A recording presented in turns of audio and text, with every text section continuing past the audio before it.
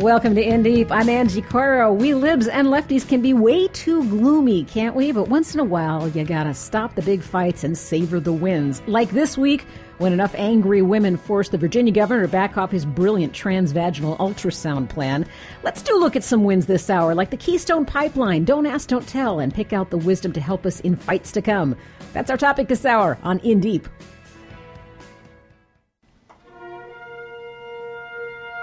Before we swing into the main topic of the day, as per usual, it's time to get a staid and solemn look at the week's news. With our demented sidekick Buttercup, as ever, GottaLaff brings us her own particular lens on the events of the week. Hello, GottaLaff. Hello. I'm running a little late. I was baking Girl Scout cookies in the shape of communist diaphragms, and the time just went by like nobody's business. You're running out of that red icing again? Oh, yes. You know how it is. Girl Scouts are suddenly the new picked-on minority.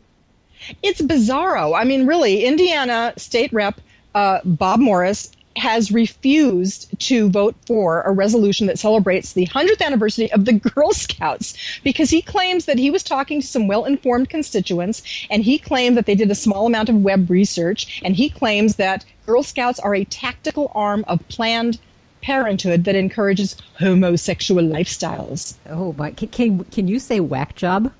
Whack job. He also said that the Girl Scouts they had a training program last year that used the Planned Parenthood sex education pamphlet that's called Happy, Healthy, and Hot. And the pamphlet apparently tells young girls not to think of sex as just about vaginal or anal intercourse, but that there is no right or wrong way to have sex, and just have fun and explore and be yourself. This is yet another of those things. We're always getting this list of stuff from the far right and the Republicans saying, and they do this. And my reaction always like, yeah, where's the problem here? Exactly. And plus, how come we never hear about this stuff? I mean, I have never heard of this. He also, by the way, said that that only 3 of the 50 role models listed, he's gotten me all hot and healthy and happy, that he said that of all of their role models, only 3 have briefly mentioned religious backgrounds, and all the rest are feminists and lesbians and commies. All of whom are inherently non-religious, of course. There's no such thing as a Christian feminist, for example. No such thing. Of course not. Of course not. Or a Christian lesbian. And he also went on to say that he just can't believe that the Girl Scouts allow transgender anybody, and that they let boys dress like girls in, and they get to participate in overnight and camping activities just like any real girl. To which I say again, yeah. So? And so? Yeah. So, see, I really regret not being in the Girl Scouts. I was in the Campfire Girl, and Girl Scouts apparently get pamphlets called, saying that it's not just about vaginal or anal intercourse. And Campfire Girls, we were just told about anal intercourse. That was it. Very cut and dried. That was it. So we had s'mores. Kinky. All right, my love, you got something else on tap for us, too. What's the next one? Yeah, Ricky Santorum. Oh, no. At the big debate, the big Arizona debate, he was going on about how there was an increasing number of children being born out of wedlock, and apparently that has something to do with using contraception, although that kind of contradicts itself. But can you say the whack problem job? With this, I'm sorry? Can you say whack job? Oh, whack job. Whack. But that's another story. But he has a problem with his facts because the National Center for Health Statistics just came out with a study this month, February. The U.S. teen birth rate has fallen to its lowest level in 70 years because teens are using contraceptives. Oh, so apparently Ricky again has this little trouble with factuality. Yes, it's dropped. The rate has dropped 86%. Quote, and this was due to most teens regularly using contraceptives when they have sex. Overall, U.S. teen births fell something like 409,000, the fewest since 1946, and 36% fewer than the high in 1970. Wow, it's a good thing he doesn't rely on being right about anything, because this might actually dent his record, but instead it just adds to his record. I think his dent is in his head. I honestly, this was just insane. So yeah, Ricky's wrong. And our final item from you, GottaLaff, is The Secret Life of Marco Rubio. It turns out that he was baptized as a Mormon. And nobody really knows this. It was broken by Mark Caputo over at the Miami Herald, and then BuzzFeed picked up on it. And not that there's anything wrong with any, I don't like the talk of any religion when it comes to any candidate or any politician, anything like that. That shouldn't even be a test. But the problem with it I see is that he tried to hide it. And his own people, his aides, according to BuzzFeed, said that the aides saw the story as potentially damaging. BuzzFeed's inquiries appear to have sent them into a frantic damage control mode. Wow. I'm thinking because if he were to be chosen as a vice presidential candidate along with potentially Mitt Romney, then potentially you have two Mormons.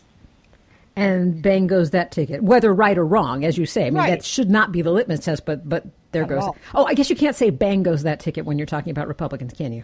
No, you cannot. But officially, the church is probably still counting him as a member. He never had his name removed from the church record. So, if you're going to go literally, he still could be counted as somebody who is Mormon. Well, even if he took his name off, they'd just pray him back on or whatever it is they do. That's right. They would posthumously, or he has to die first, I think. But my God, I mean, religious shouldn't matter, but then why hide it? Good point. GottaLaff, I thank you for bringing us your incredibly novel take on the week's news. Thank you so much. GottaLaff blogs at thepoliticalcarnival.net. You can find a little place to click online to that. We're back to little again at indeepradio.com. I'm Angie Coiro. You are listening to In Deep. It's In Deep. I'm Angie Coiro, and we're celebrating the wins, the victories of the progressives and liberals this hour. What do we learn from those times when we actually get one on our side of the slate? And how do we translate that into victories in future battles? Well, let's go to this week's major victory so far, and that is the pro-choice win in Virginia. It's interesting to see that Virginia Governor Bob McDonnell got off his earlier support for the invasive transvaginal ultrasound by saying mandating an invasive procedure in order to give informed consent is not a proper role for the state. You think? And what took him so long to get to that? And that sounds pretty basic, but it took a long time and a lot of noise and a very concerted effort on the behalf of angry people to get him to state the obvious out loud. And someone who summarized that beautifully was Irin Carmon in her article in Salon. At salon.com, you'll find the article linked from our site, a pro-choice win in Virginia, assisted by Saturday Night Live. Irin, thank you for making time for us today. Thank you so much for having me. So he backed off of this. It is not, as many of the things we're celebrating this hour, it's not a total victory. The issue hasn't gone away. We're still going to argue about whether women should be subjected to any kind of exam simply because they've made the informed decision that they want to have an abortion. Right. But we've made some progress here. Well, I think that it's a shame that it counts as a win in this day and age that now if a woman would require a transvaginal ultrasound, that would be optional. But the reason that I call it a victory is because ultrasound laws have passed in several other states with various variations. There are about 5 or 6 states that currently require ultrasounds before abortions, even though they're medically unnecessary. And those states, those laws, and including the Texas law, which is among the worst because it forces women to look at the image and listen to the heartbeat, no one outside of the reproductive justice community paid it much notice. They were not on Saturday Night Live. They were not on The Daily Show. You didn't have MSNBC anchors using the word transvaginal 20 times a day. Mm-hmm. So I think that what is a win is that the governor and the legislature were put on a defensive in sort of a moment of truth of the fact that they were just subjecting women to humiliation. Now, the bill as it stands right now, which has not yet become law, is still going through the Senate, still mandates an ultrasound, but all of a sudden, all eyes are on Virginia, and people are talking about what are these abortion restrictions, which people thought, they're incremental restrictions, but what do they really mean, and how damaging are they for women? So that moment of coalescence that we've seen around this law and around similar anti-choice overreaches, that's really significant. Why did this get on the radar when other earlier similar laws didn't? Well, I mean, it's something that I am still wondering. I think part of it is that Virginia it's a swing state. So what Republicans do in that state right now is pretty significant. The governor, Bob McDonnell, is a surrogate of Mitt Romney, and he has national aspirations. He's been interested in possibly being a vice president. So him all of a sudden being ensnared in a transvaginal ultrasound scandal, so to speak, was not looking good for him for a potential general election prospect. And DC is close to Virginia, so there's that. I mean, I think people expect that states like Texas will pass backwards laws, and they've sort of given them up. But I think also a big reason was that the last few weeks, people have really been waking up and through social media and through pop culture, there's been a greater awareness of the fact that there's an organized war on women's reproductive rights. And I think this was the last straw. Yeah, one of the things that really struck me, and I have a peculiar perspective on this because I went from being extremely active on Twitter to taking about 8 months away. And I came back to Twitter just as this was starting to heat up. It's an interesting exercise in the world as viewed through social media and the world outside it. I find myself wondering, for those who aren't tweeting all the time and for those who aren't always checking on Facebook, I wonder how much, what's the word I'm looking for? I guess I'm wondering how much profile this issue had for them and how much this is a matter of that segment of the population which is on social media really making their voice heard. Well, it's definitely a self-selecting group on Twitter. I mean, I think Facebook is probably a better place to look if you want to look at representative, slightly more representative, because it has a much higher participation rate. So for me, specifically it started with the Komen backlash, the Susan G. Komen defunding Planned Parenthood for their breast cancer screening backlash, was when I started seeing people who I had never seen. They may have considered themselves liberals, but I'd never really seen them engaged in reproductive rights issues. And all of a sudden their Facebook, which is, again, something that has a really high level of general audience, non-news junkie participation, they were mad about it and they were spreading around, comics and images and jokes. And then you had the contraceptive mandate, the pushback from the Catholic bishops and the Republicans holding an all-male hearing. The number of people who posted that photo of the all-male hearing, that was really, really impressive. And then the last thing is that things like Saturday Night Live and The Daily Show, at least as it comes to sort of mass culture that we have now, in an increasingly fragmented landscape, those are pretty good in terms of getting out there what's going on. That's not just, lefty tweeters. That's Amy Poehler and coming back to Saturday Night Live because she was pissed about this. Irin Carmon's article is a pro-choice win in Virginia, assisted by Saturday Night Live. You'll find it at salon.com and linked from our page at indeepradio.com.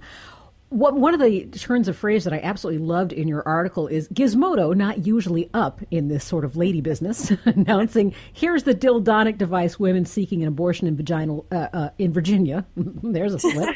We'll have to endure. But, the next one after that, your next example that you list, I think is very illustrative of something that worked in favor of the left, the progressives this time.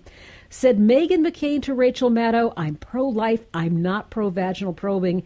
And she said, apolitical friends had been texting her asking what was going on with the law. For some reason, unlike a lot of other arguments having to do with women and birth control and abortion, this seemed to cross the lines from left to right. This seemed, in my eyes, to unify people who care about the rights of women, regardless of their political stripe, maybe because it was just so insane.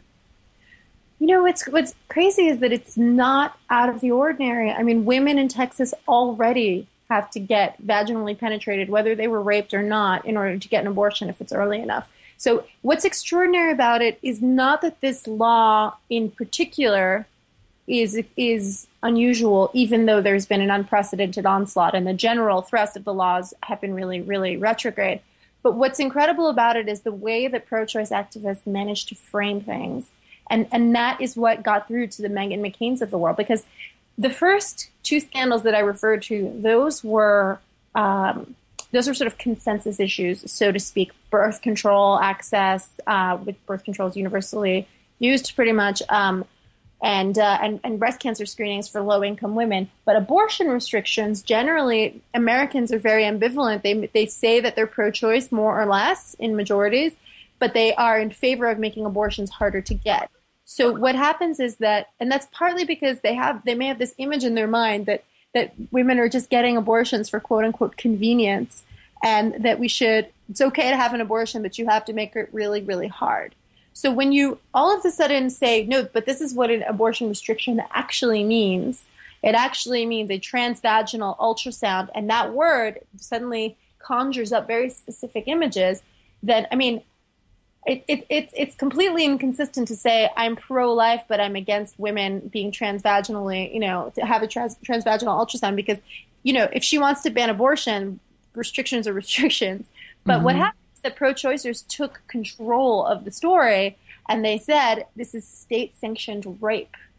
They went there, and they were not afraid to frame the issue as being something that shocked even quote-unquote pro-life people out of their support, their implicit support for these restrictions. And what was fascinating about that was that the reaction from the far right on the use of the word rape, I feel, revealed their agenda and their life perspective even further, in that there were actually some voices saying, well, she's not a virgin, so you couldn't count this as rape anyway. And there were implications that, well, look, she went and got herself knocked up, so anything that happens now, it's wide open. Right. And that's the thing that's incredible, is that's really a moment of truth. Because if they were talking about babies, if they were talking about saving lives, the favorite word for a lot of these restrictions, the favorite phrase is informed consent. They really went off message, and they had a sort of, Kinsley gaffe, a lot of them, legislators and commentators, where the gaffe was that they said what they really believed. And that is, if you opened her legs once, then what are you complaining about? And that really also helped galvanize opposition to it, because people were justifiably horrified. I also sense that the Democrats and other left politicians, center or left politicians, are getting a little more ballsy around this. I think they feel buoyed up. I mean, most recently, Georgia State Rep Yasmin Neal has introduced a bill that would ban vasectomies in Georgia. And, of course, that's completely tongue-in-cheek, but it's a point she's making. I wonder if she'd feel so bolstered to make it, say, 2 months ago. Well, this is an amazing micro-trend. There have actually been a couple of legislators who have had sort of joke legislation to make a point, and they're mostly women. There was another one in Oklahoma where a woman legislator had a spilled seed measure. Yes, we interviewed her last week, Constance Johnson from Oklahoma. Yeah, the every sperm is sacred move. Every sperm is sacred. And so, and then I have seen a lot of comics on Facebook where people have variations on there's a Second City skit where they have women impaneling, a commission to talk about what men should do to get Viagra.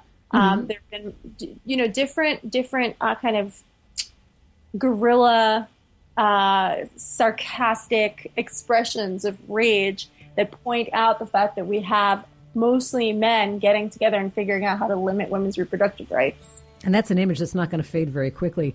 Irin Carmon, thank you so much for your time. Thank you. I appreciate it. Ms. Carmon's article is linked from our website at indeepradio.org. You can also find it at salon.com. Let's keep celebrating some wins coming up here in the next two segments of In Deep Radio. I'm Angie Coiro. Stick around.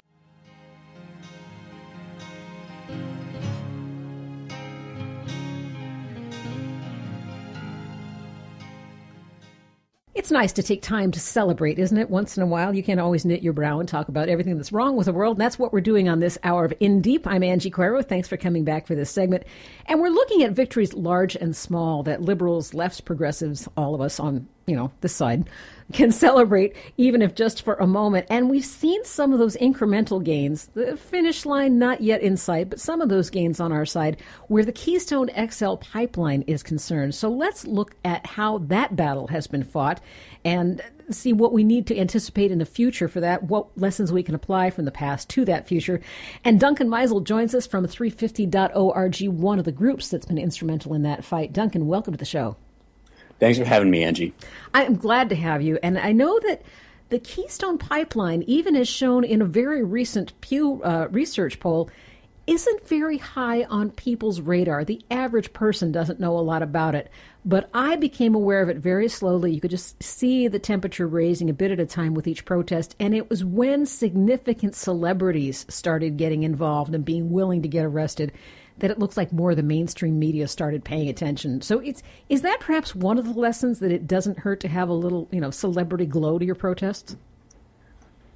That's one piece of the puzzle. Yeah, the thing that interests me most about the Keystone Pipeline is you can see in these polling data that the more people know about it, the less they like it. It's almost a mathematical relationship. When you hear both sides of the argument, actually it's a fairly unpopular proposal. And so when we were doing our first round of protests back in August and September, we decided to do something fairly dramatic, have a lot of people sit in at the White House, because we thought it would get first the president's attention and then also the media's attention and start to galvanize people, get the word out, and start to move them into that camp like, oh, you hear a few things about this, and then you're sort of in the anti-side. Mm-hmm. So I think the celebrity involvement certainly had a role to play, but I think any one of those celebrities you talk to who participated in the protest would also point to the incredible grassroots power of just regular folks getting involved, which was, for many of them, their inspiration for even coming in the first place. And that's a really interesting point, because we saw that with Occupy as well, and we still see it with Occupy, is that this is no longer a coalition of people that you see at, the protest du jour. They're not the people who hit the streets for every battle. These are people who, in some cases, never imagined themselves attending, let alone taking part in a protest. We're starting to see more and more of that. Absolutely. And the trend we're seeing when it comes to both climate change and then all these energy extraction is we're in a period of real extremes. First is, extreme weather, which I think anyone who's listening to this understands what I mean by that in this really warm winter. But also, in the middle of our protests in August, there was a rare hurricane that came up really far up the East Coast, devastated many of the states that people were coming to the action from. And then also, you're seeing this extreme energy extraction. And, that's things like hydrofracking in the Marcellus Shale and in Texas and things like that, where, people are damaging water supplies. And then, of course, the tar sands, which is this massive development with huge implications for the future of our climate and already huge implications for the people who live in and around it. And so, what used to be this, this fringe position like, oh, no drills ever, is really becoming very mainstream because these projects are getting worse and worse as the oil runs out. Mm-hmm.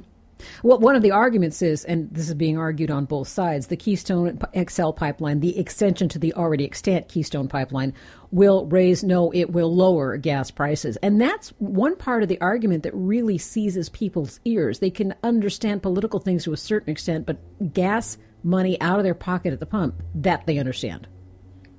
Absolutely. And that's a real concern. Like, we shouldn't put that totally to the side, but the reason that the Keystone XL is actually going to raise gas prices, and I should, as an aside, I should say, at some level we are going to have to start paying more for gas because the gas and oil that we burn has a tremendous impact that's far greater than the actual cost we pay at the pump. And so eventually, all things considered, we will have to start paying more for gas in this country. But in the short term, before we've done the work, laid the groundwork for that to be a feasible economic alternative, Keystone XL, it will raise gas prices. Right now, there's too much oil in the center of the country, in and around Cushing, Oklahoma, and this pipeline builds a route for that oil to then to be shipped out of Texas, and that means that glut of oil that exists in the middle of the country is no longer going to be a glut, and prices are going to be much higher for much of the Midwest.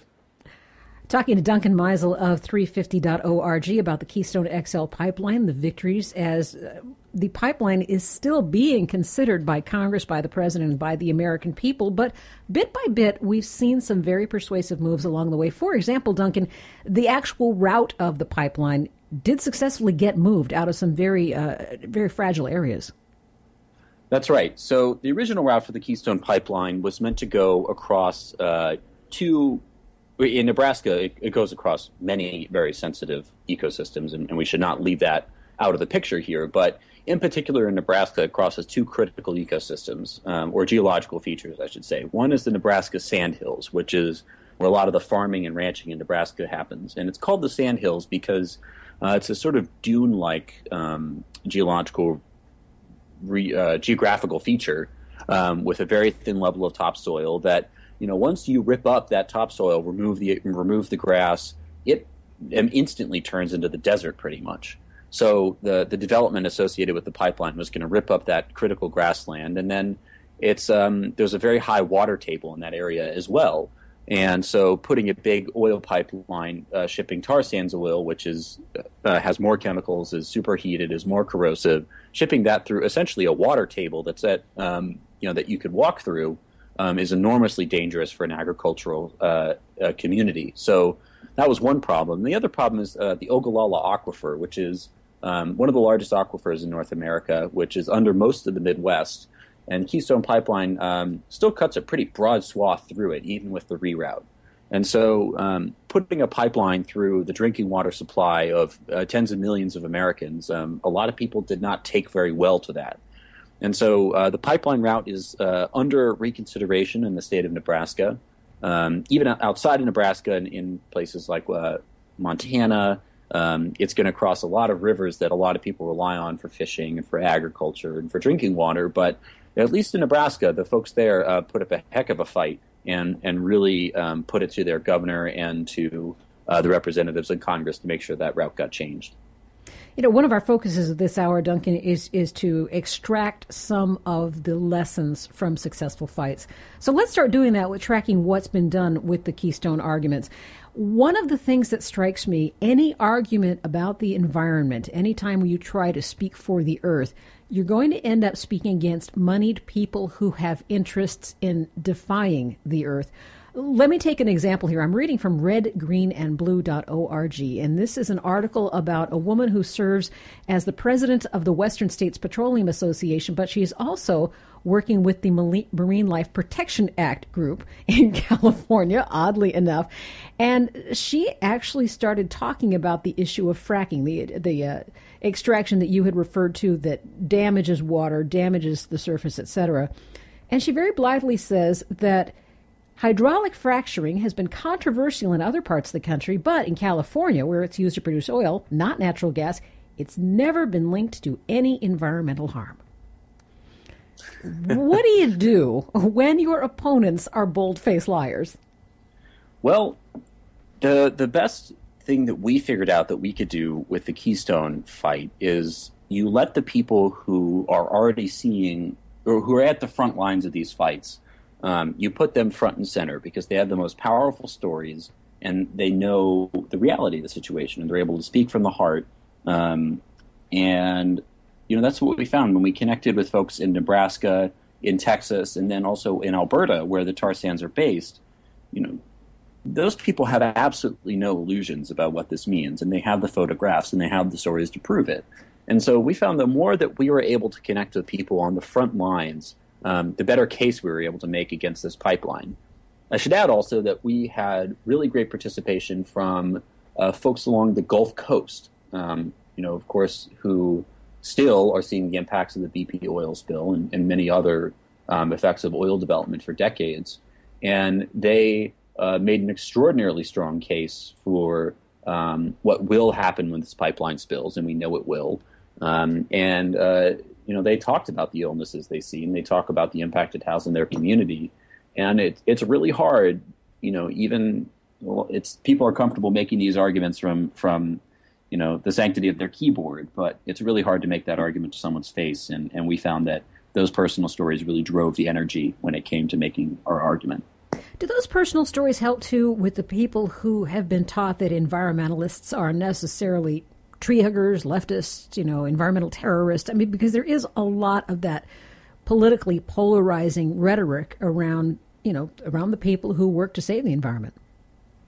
Yeah, and it's meant to be divisive. And we all intuitively know that's not true. And it's really behooves us to look at our fights, look at how we pick the fights, and make sure that we're working with people outside of our traditional communities of environmentalist communities, which, are perfectly fine and good. I don't think the stereotype applies to traditional environmental communities, or environmentalist communities, but it really does help to sort of expand the tent a little bit and make sure, as we did, that we worked with labor groups and we worked with farmers and ranchers and the native or indigenous peoples in Canada, those people, they don't look like traditional environmentalists, and that's one piece of the puzzle, I think, for sure.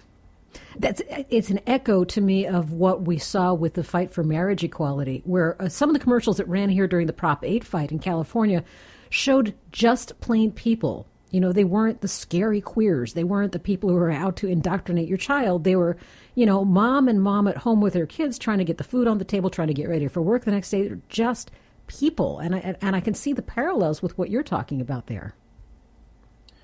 Yeah, I think for us, we did that, and a lot of it was driven by the power and magic of social media. You know, we had tons of personal stories from people from all around the country when we were preparing to have the first action where folks were going to be arrested at the White House. We had people from all over, places I would never expect to either come to D.C. to do this or to care about the pipeline, just saying why they cared.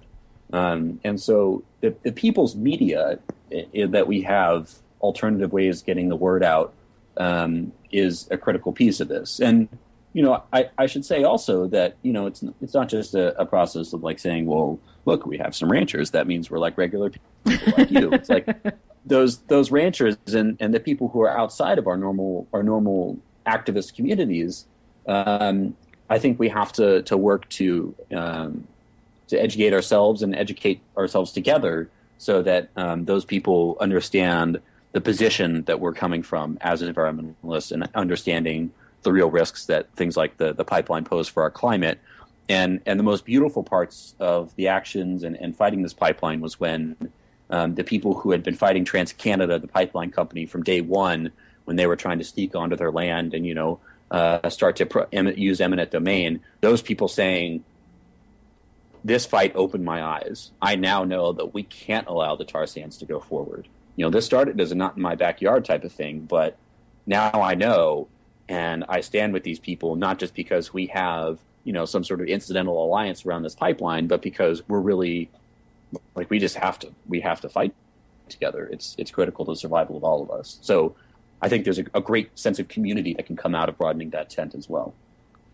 I know every battle has some losses, either minor or major, and with every battle, we learn not only what to do, but what not to do. What were some of the techniques or some of the strategies that might have appealed to 350 and some of the other folks working against the pipeline up front that now you feel you don't need going forward or you would discard going forward? Something you would do differently that we can learn from? So I think always the challenge with these fights is to really build a sustainable network of people who are connected to the movement and to the issue that we're fighting, which in our case is, of course, the threat of climate change. Mm-hmm.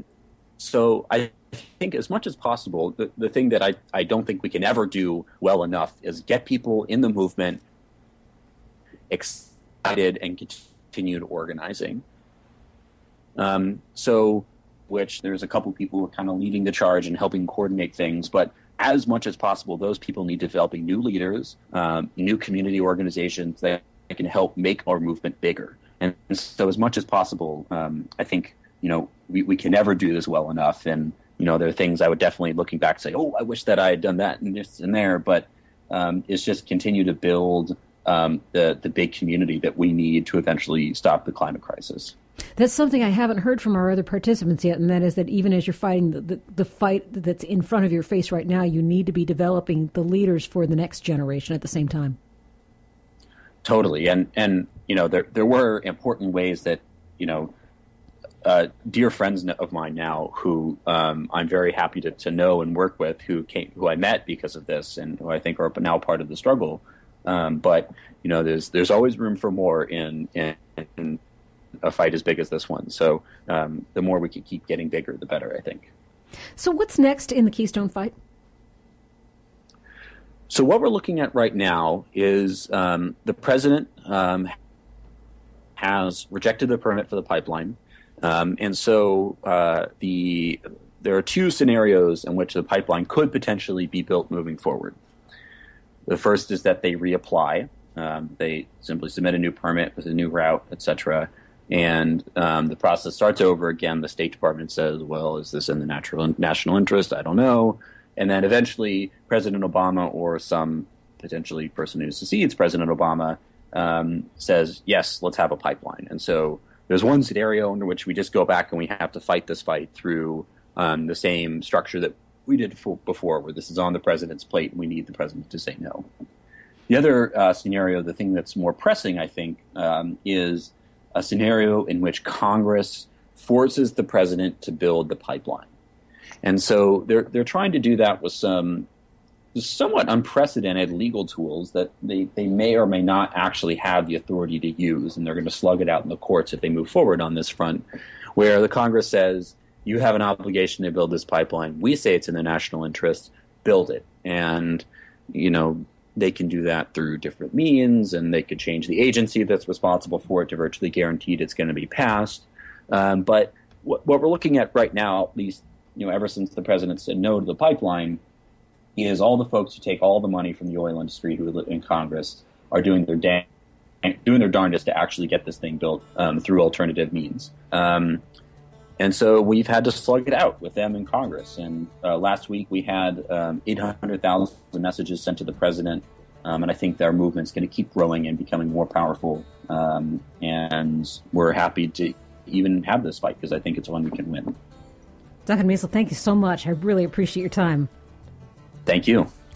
And Duncan writes about this, as do many other contributors, at 350.org. If you missed that link, you can find it on our blog at indeepradio.com. I'm Angie Coiro. Stick around for more here on In Deep as we celebrate wins on the left.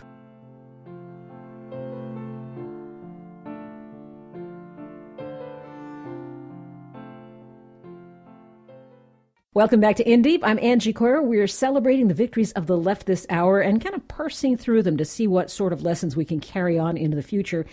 It doesn't seem that long ago we were still fighting the don't ask, don't tell fight. And before that, before they called it don't ask, don't tell, the fighting for any kind of recognized gay rights in the military, it's something that we can mark up in the win column, not in the least to the credit of the Palm Center, one of many groups that organized around this issue and fought hard for the right thing. In checking in with the Palm Center today, I was very pleased to discover Cathy Renna, who worked some public relations for them and is, in fact, the head of Renna Communications, managing partner of Renna Communications in New York, and that public interest communication firm focuses on LGBT issues. And Renna, welcome to the show. You have also worked at the Gay and Lesbian Alliance in the past, too, a Gay and Lesbian Alliance Against Defamation. Welcome to the show. Thanks very much, Angie. Glad to be here. Don't ask, don't tell. It was interesting to watch that evolve through the years because once upon a time, the very concept of being able to serve there and it's okay if you don't talk about it, I mean, that would be considered a victory by some people. But for others, it was just another way of being told to shut up. Right. I think that's true. It was a compromise that really everyone was pretty unhappy with at the time when Bill Clinton, did what he had to do because of the reaction from the right. I mean, I think the main thing was that in those, early 1990s, the culture just wasn't there yet. And as we moved, through the 90s, we saw a tremendous amount of change in public opinion and attitudes about gay and lesbian, bisexual, and transgender people. And, it got to the point where it was really just, John McCain, just whining about the whole thing when over 90% of the people in the country said, you want to serve this country? I don't care who you sleep with. And it was really an amazing combination effort. I mean, the Palm Center, who we worked with for a number of years, really focused on research, which was a really integral part of the strategy here and very, very important in terms of helping the media understand the real issues, to help the military understand the real issues. And they were, they're nonpartisan, not necessarily a pro-repeal group, but they were a pro-truth group. Pro-facts, yes, pro-facts. Pro-facts, pro-data. We work with a lot of academics. And, it was really interesting because I remember the early 90s and I remember the headlines in the Washington Post and, it was literally, we used to joke about, submarines and showers. Like they just couldn't get past, these straight guys who were afraid of gay men. Oh my God, they're going to be looking at me. And then if they said they weren't, they say, well, why aren't you looking at me? I mean, you couldn't win for losing. And lesbians were, disproportionately, women were disproportionately booted out of the military, either for actually being lesbians or simply, it was an excuse to try and get them out. And so over the years, I think there was just increased education, increased cultural awareness, and And at the end, at the very end, of the last 6 months or so, we worked with a group called OutServe, and they're just extraordinary. They literally formed on Facebook as an anonymous, completely confidential group of active duty military personnel. They launched in July of 2010, so really right before we started to really get to the point where repeal even seemed possible. And now they have 4,500 members and 45 chapters around the world. It's essentially the largest gay and lesbian employee resource group in the world, as I told them from the very beginning. Well, it's interesting because it's almost a cliche to say social media is changing the world. But the more people I talk to about the victories that we have managed to pull together, and that would be the Keystone Pipeline, any kind of environmental cause these days, the ultrasound law in the transvaginal ultrasound law, social media comes up again and again as, if not the answer, at least a key component to fighting these fights. Well, absolutely. And I think what it also does is it just gives people who care about a specific issue the opportunity to connect.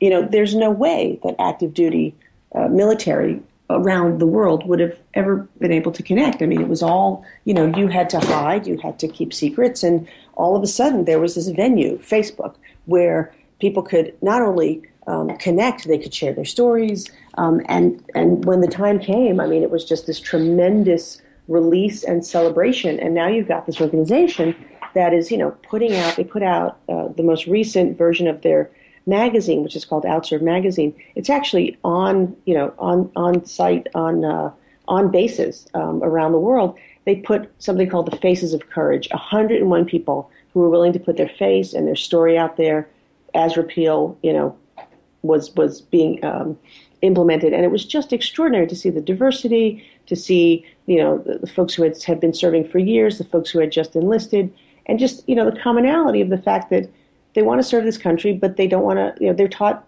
to have integrity, I mean, if you're a Marine, you're taught to, honor and integrity. And basically you're being told to lie about a very, very important part of who you are.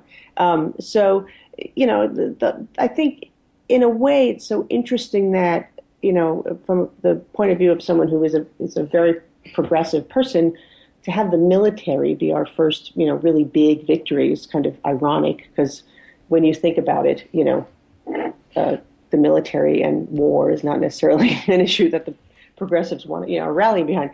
But at the end of the day, it resonated with the American people, and I think that, from a I guess there's no other way to say it, but from a practical standpoint, these kind of bread and butter issues like, serving our country and, getting married and having families are things that are going to help the public understand that while we may not be the same, LGBT people, I can't stand when, people say, we're just the same as everyone else. So it's actually not true. We're not. But the reality is that we are more in common than we don't.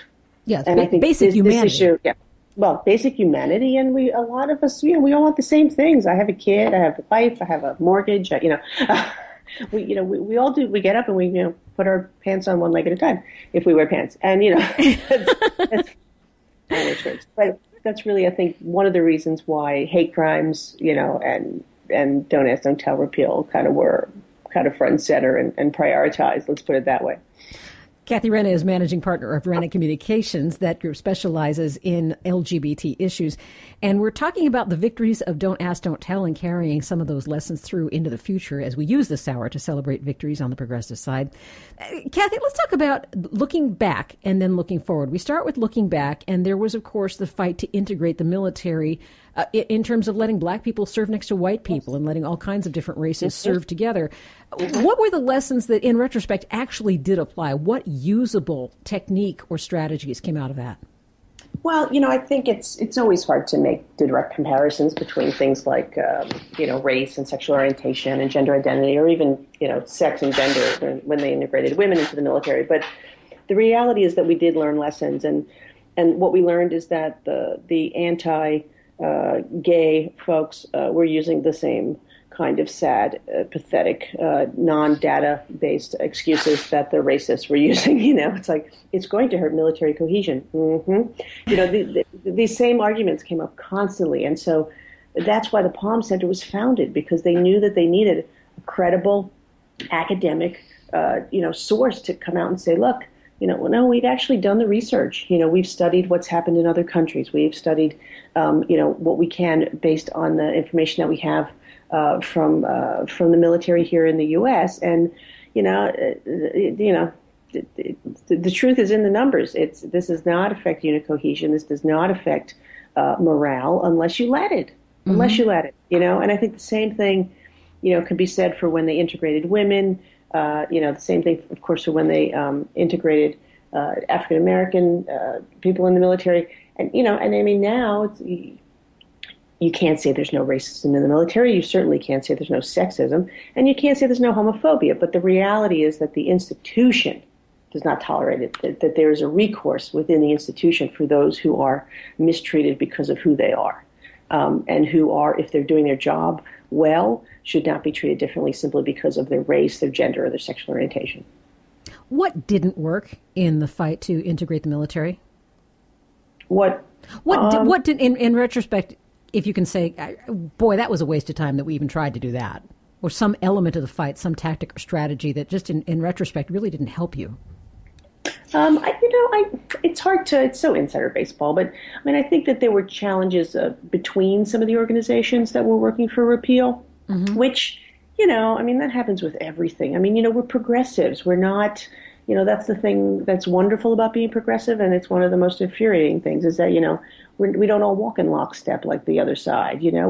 We disagree and we argue and we're like one big, sometimes, argumentative little family, and that's okay. I think what happened at the end was that, the president showed leadership, the organizations got their acts together, and everybody kind of brought to the table what they were best at. I mean, from my perspective, it was really interesting because I was not involved necessarily with organizations that were on the lobbying side, that were, the ones running up and back and forth to the White House and Capitol Hill making deals.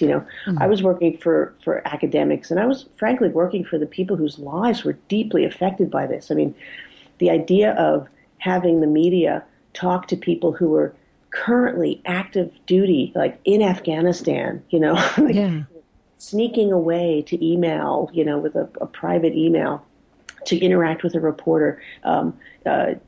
Josh Seyfried, who's the head of OutServe, who went by the pseudonym J.D. Smith for, since he founded OutServe, who went on Rachel Maddow, and they simply didn't put the lights on. I mean, just amazing for him to tell his story, but also risk his career and make the point that really was, to me, in some ways, like the big point for the public to really put the public over the edge in terms of support, which was that this is not an issue of letting gay and lesbian and bisexual people serve.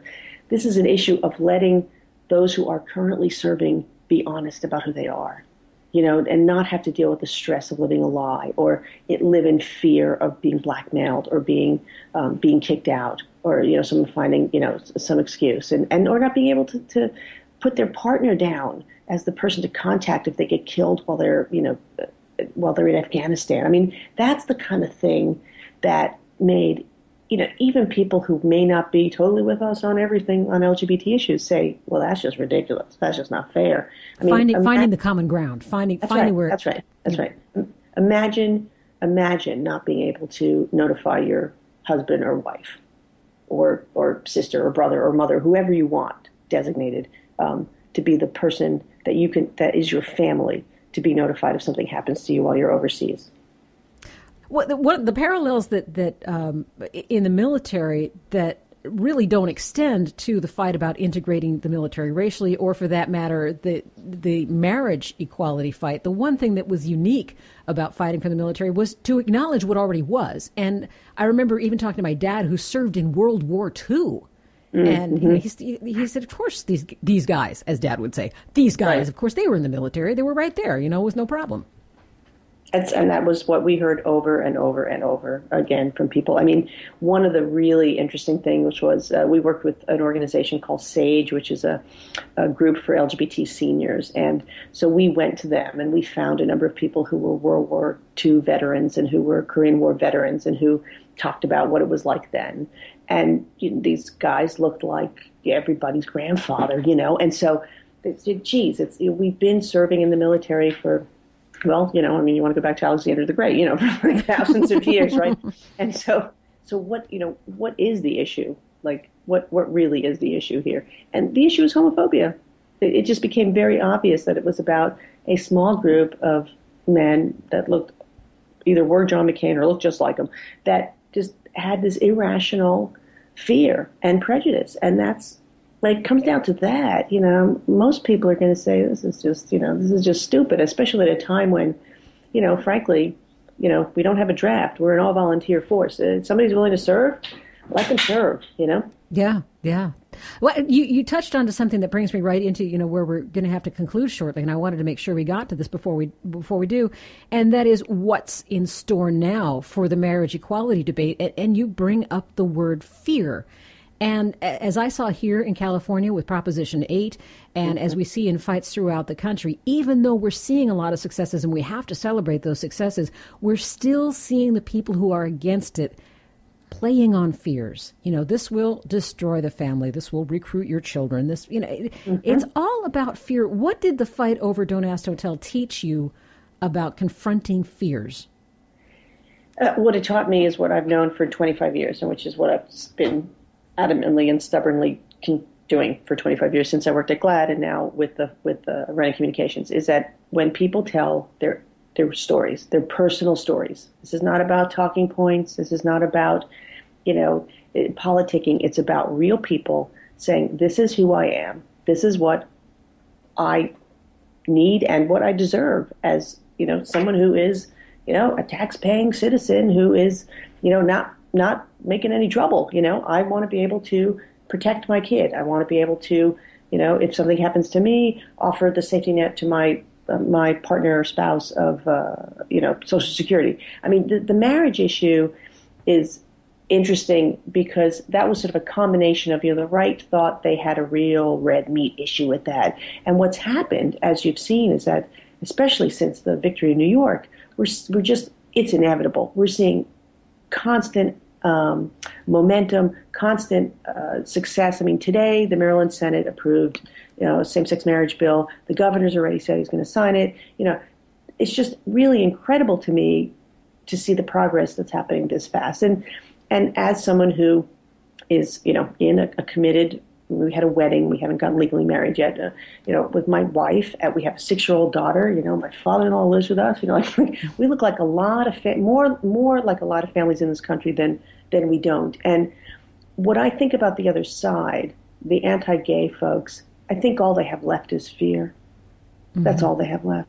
Well, we saw that actually play out, and we only have about a minute to cover this, but we saw this play out in Georgia, where the House Judiciary Subcommittee tabled a bill for workplace protections for a gay, lesbian, bisexual, transgender, even though all but one person who testified spoke in favor of it. The person who testified against it brought up the specter of necrophilia and pedophilia and, having sex with animals.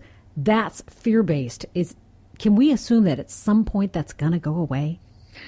I think there's no question it will. I think different parts of this country are just in different places, and that's really sad because I think that if you looked at the public opinion in Georgia, you'd see numbers not dissimilar to other places, which is, 90% plus that say, if they can do their job, let them do their job. What does it have to do with your job? When you start to get into other issues like kids and teachers and things like that, you see numbers change. But again, they're only getting higher. Support's only getting more prevalent. And that's because more of us are being out and more of us are telling the truth and more of us are we're known. We're not abstract anymore. We're real people. And you just can't condone discrimination against real people once you get to know them.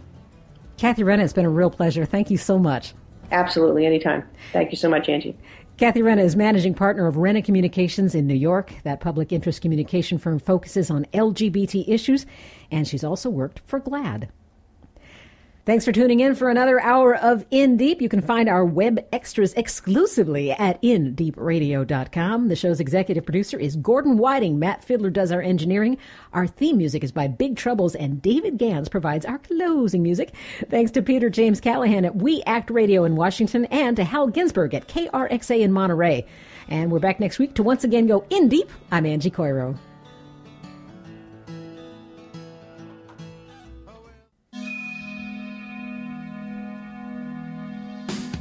Thanks for tuning in this week to In Deep, which is a production of Live from the Left Coast.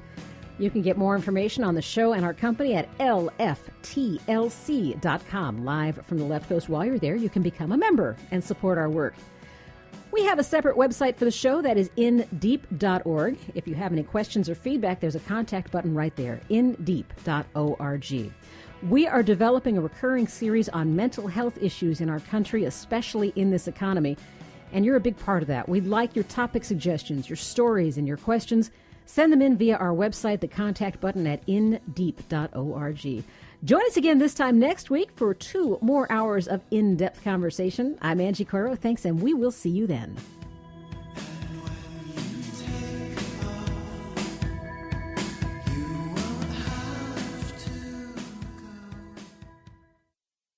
You're listening to WPWC 1480 AM, Dumfries, Virginia.